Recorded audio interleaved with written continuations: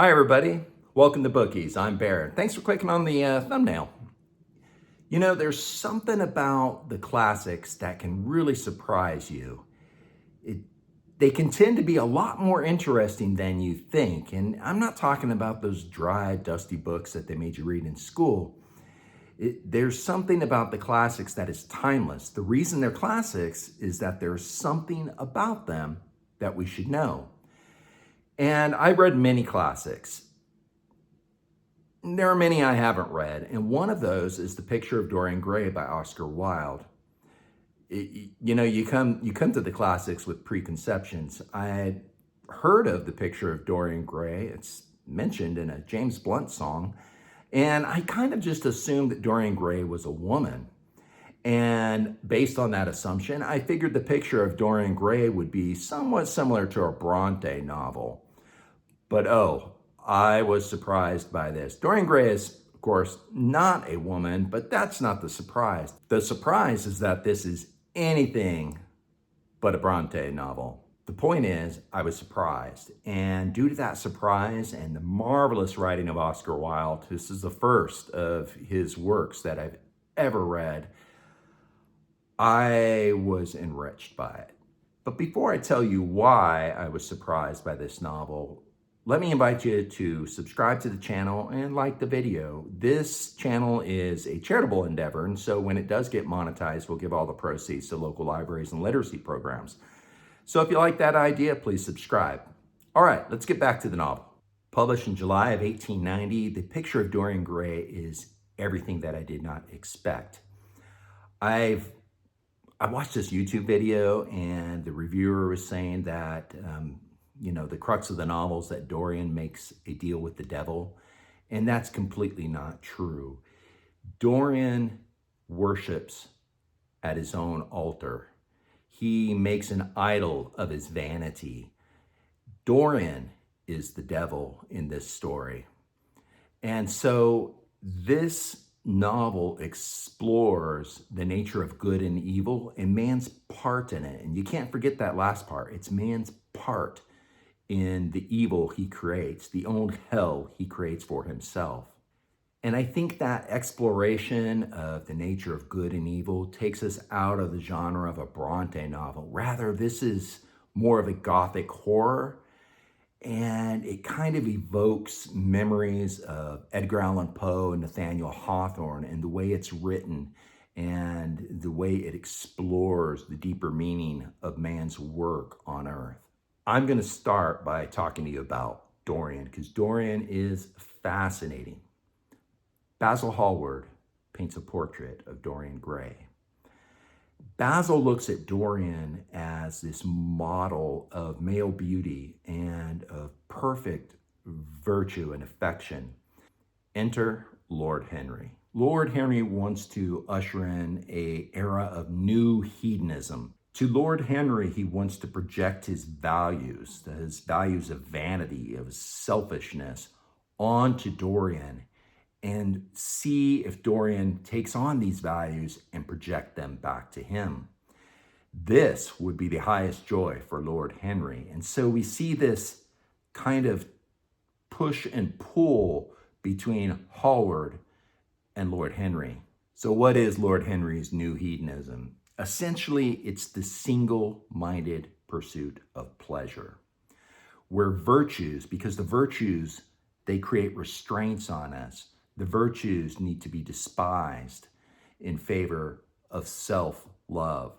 The virtues are vices in new hedonism. And we have this idea that unselfish people are colorless, they're bland, they're boring.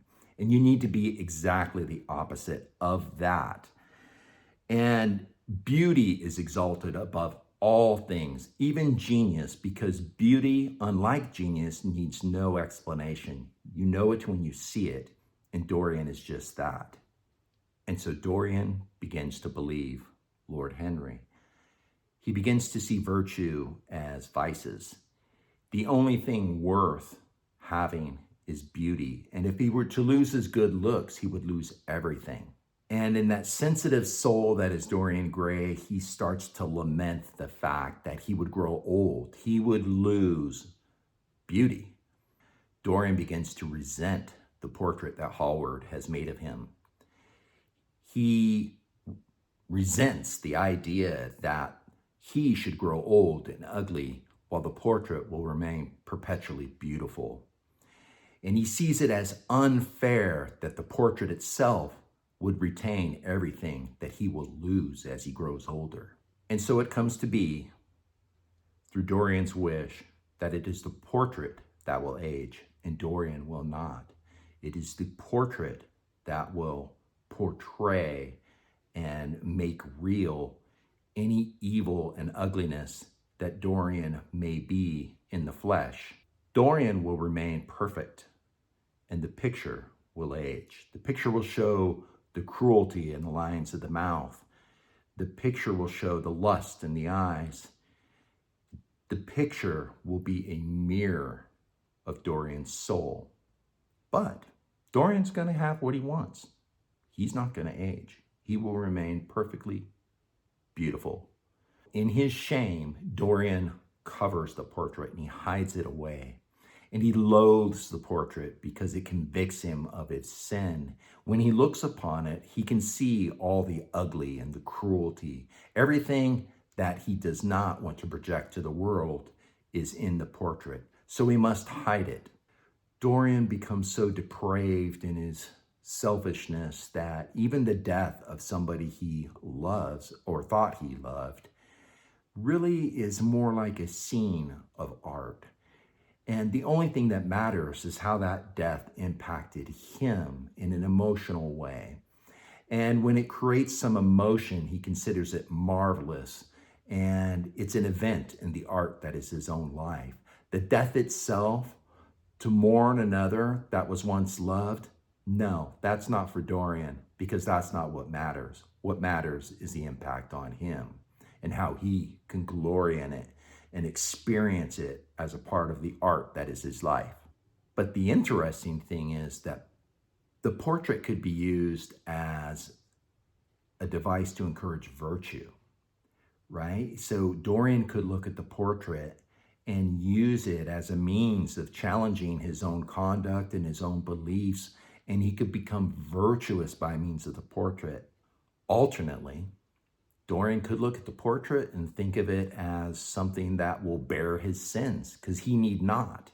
And so let the portrait be ugly. Let the portrait turn cruel, because he will, for all intents and purposes, remain forever beautiful and a model of virtue on the outside, but not in the inside. He need not feel shame or guilt for those things that he has done or the things that he has thought, because he can project that into the portrait. Let the portrait bear his sins. And so that is kind of the framework of the novel. Wilde does marvelously with his characters. Consider Lord Henry. Lord Henry is witty and his narrative is clipped and he says things that are off-putting, but in a kind of delightful way.